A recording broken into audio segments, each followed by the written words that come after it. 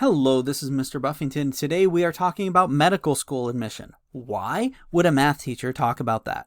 Well, I was in a recent conversation and someone was talking about the data and the facts and the MCAT scores for people with different races. So I wanted to look up the numbers and say, what do the numbers say? And trying to understand those numbers and answer a couple of questions. Is it harder to get into medical school if you are one race versus another? What are the facts? What does it all mean? What do the numbers say? So let's take a look at it.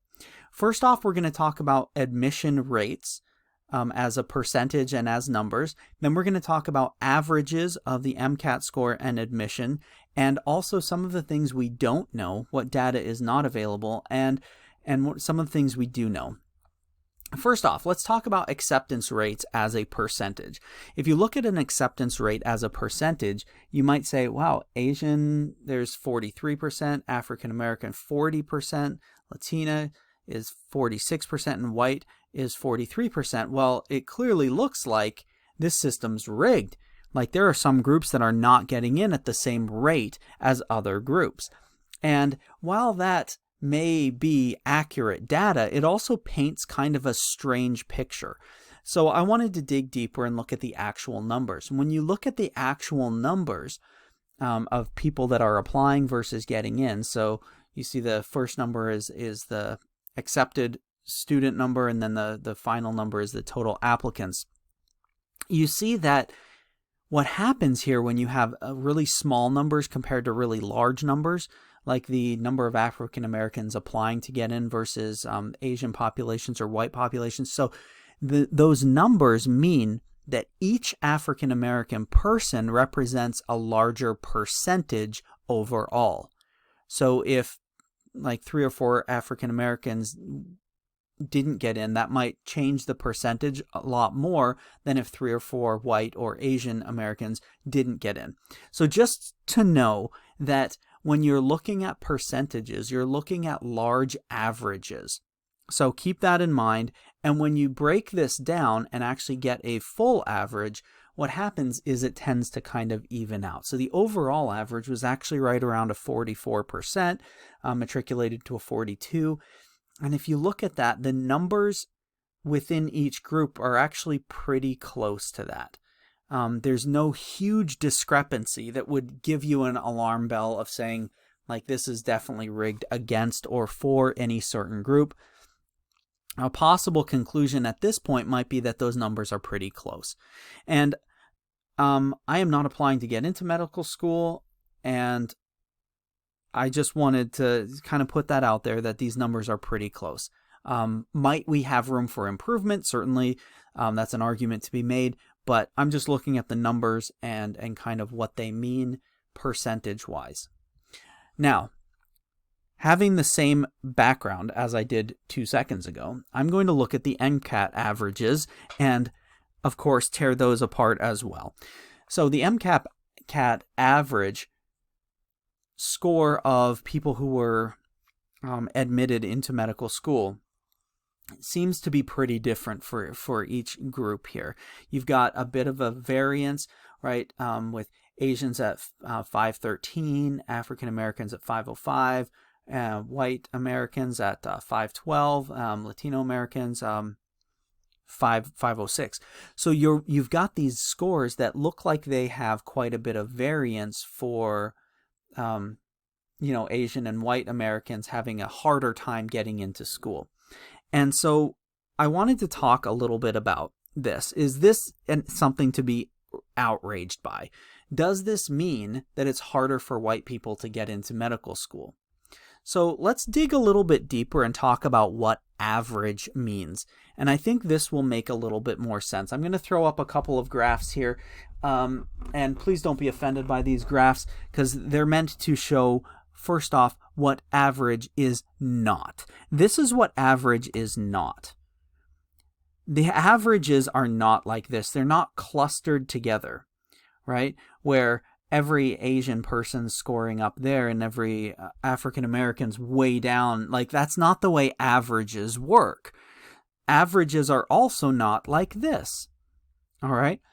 Averages are not like, oh, there's an even number of Asians who apply and African Americans, and they all have exactly the same score, and so we draw a line at a different place for each of them. And I think that's partly the assumption that some people come at this with, where it's like, oh, white people are getting in at, are being rejected, or other people are being taken in their place. And that's not how this works. Let me show you what an average looks like on a graph here. This is more like what an average looks like. Okay, you've got kind of a scatter plot of different scores.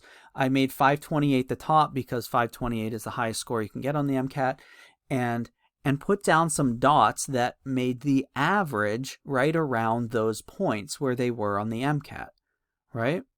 This is what an average kind of looks like. But to be fair to what we're actually talking about here, this graph actually isn't even good enough.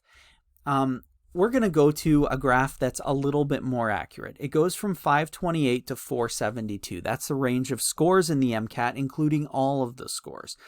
Also, I represented the dots a little bit more accurately, that there's approximately, like, the largest group is white, and then the second largest Asian, and then the African American and Latino population are significantly less. So I represented them with less dots. I don't actually have everybody's MCAT scores across the country. So this is a guess from my point of view that would make sense with this average. So you can see the numbers there. And then the 500 is about the median of the scores within the MCAT. And so it's a little less than 50% that are accepted, so our line would be drawn right about there. If there was a straight line drawn across there, these averages would be, the Asian average would be about there, the African American average would be here, Latino there, and white there. The averages would be right about where they are, with that line being straight at the cutoff line. This is how averages work. That within certain smaller subgroups, you can have different averages while still having a consistent cutoff line. So the other conclusion we might come to is that these lines are pretty close to each other. And that is satisfied by the facts that we have, if we understand how averages work and how taking the average of 4 different groups might look different. Okay? Now let's talk about a couple of things that I don't know and a couple of things that I do know. First off, what I don't know. I do not know, is the acceptance rate a perfectly straight line at all schools? I don't know. I don't know that it is. In fact, I'm pretty certain it's not. I know that some people are friends with the dean or related to some professors, or, have certain advantages and get into school that maybe have lower grades than other people. That happens. So is the acceptance rate a perfectly straight line at a certain number based on MCAT scores? No. There are other factors that go into getting into medical school other than the MCAT score, and even other than your GPA. So it's not, the way I represented it, not completely accurate. It's not a perfectly straight line. The second thing is, are the tests culturally or racially biased? This is something that as a teacher we are studying a lot, is how you can make tests that actually you might not think are but tend to be culturally or racially biased. And that's something to look into. Is the MCAT a test that's pretty standard across the board, or are there cultural or racial bias within that test? I don't know. One thing that I do know, though, and I want to point this out, is that test taking is not the most important measure of what will make a good doctor. It's definitely important, and I want my doctors to know their anatomy and physiology, but also it's maybe not the most important thing when it comes to being an effective doctor. So maybe they take into consideration other things like their interviews and their professor recommendations, and they weight those accordingly so that your MCAT score is not always the most important thing determining whether you get into a school. Again, is that line straight? Probably not. And this is quite a bit to take in. I just went over some of the math. I know this isn't math. This is more kind of, I don't know, just thinking about it and trying to reason through it. But I hope that video was helpful for you. A little different than what we normally do, but definitely an important topic and important to understand how we use math critically to not take data at face value. I've done a couple of videos about math and critical thinking, and I wanted to put this one in there as well. I hope you guys have a wonderful day.